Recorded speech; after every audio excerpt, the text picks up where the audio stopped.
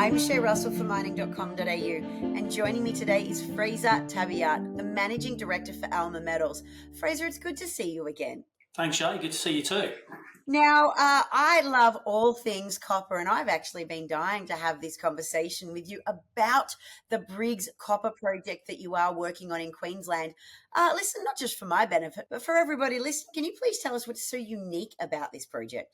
Yeah, it's got three things that make it a little bit unusual. The first and obvious one is just how big it is. I mean, it's a very large resource. There's already over 1 million tonnes of contained copper metal within the resource and significant molybdenum byproduct credits as well.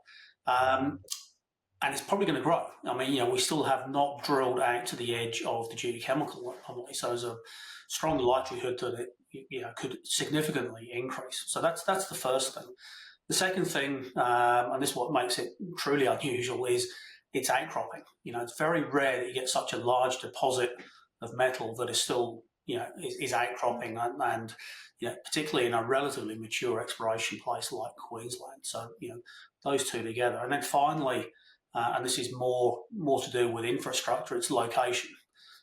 It's almost a question of location. I mean, we sit, we're only 60 kilometres to the west of the Port of Gladstone, and there's this fabulous existing infrastructure corridor that we're only sort of 10 to 15 kilometres to the north of that, which ultimately would connect us to Gladstone. So you've got road, rail, power, etc. So a lot of the sort of enabling infrastructure that you need if we were to go ahead and get this thing into a mining stage is already there.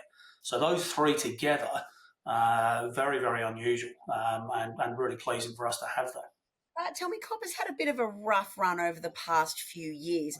And sure, it started to look up in the past couple of months, but is now a good time to be moving into copper? Look, we think so, man. We sort of had this view 3 or 4 years ago, which is why we positioned Alma Metals, to move into copper, and specifically in low-risk jurisdictions like Australia. I mean, it really comes down to, a decarbonising world. There's a good, steady, slow increase in demand that we're going to see over the next 10 to 20 years for EVs, for solar panels, for wind turbines, electric motors that are powering anything, and obviously the new one is data centres. Now, they all require copper, so good, strong demand there. And then on the other side of the equation, supply is starting to struggle. Average mine grades are dropping, permitting timeframes are increasing, so it takes a lot longer to bring a deposit on. And so you're going to see a mismatch between supply and demand, and that's going to drive prices higher for longer. So the fundamentals look really, really strong, and that's why we're just so keen to get into copper right now. Bringing it back to the Briggs project, what activities have you currently got underway at site? So we've got a drill rig on site at the moment. We've commenced a 2,000 metre drilling program that kicked off about a month ago. So the goals of that program are to do some infill drilling on the higher grade parts of our geochemical anomaly within the existing resource. So we're not looking to expand the resource with this drilling, although we may indeed do a little bit of that. But it's more about infill drilling to improve resource confidence. That will hopefully give us the information to support a scoping study, which will kick off later this year. It'll also give us some material for metallurgical test work, which will be part of that study. And that's, an important first sort of part of understanding just, how much of the value could we get out of the ground. Now, you've recently added new tenure to the Briggs project. What was the underlying rationale to do this?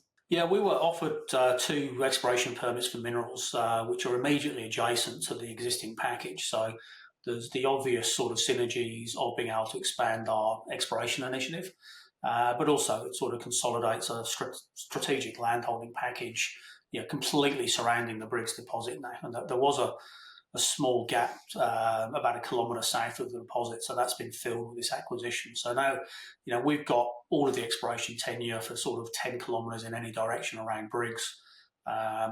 Certainly good exploration upside, but a good, secure, strategic position to work from.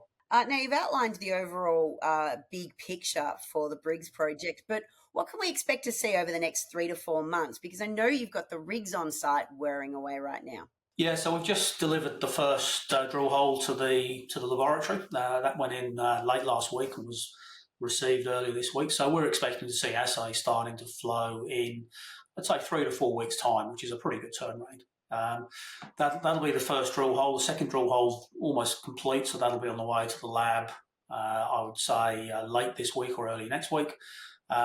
We should start to see news flow sort of on regular 2 to 3 week intervals, pretty much between sort of mid-August and almost the end of the year on assays from the drilling program.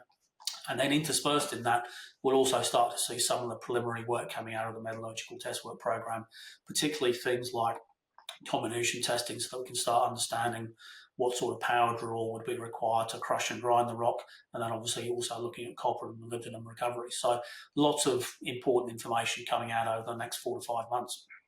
Yeah, there's some key data that's sure to hit the market between now and Christmas.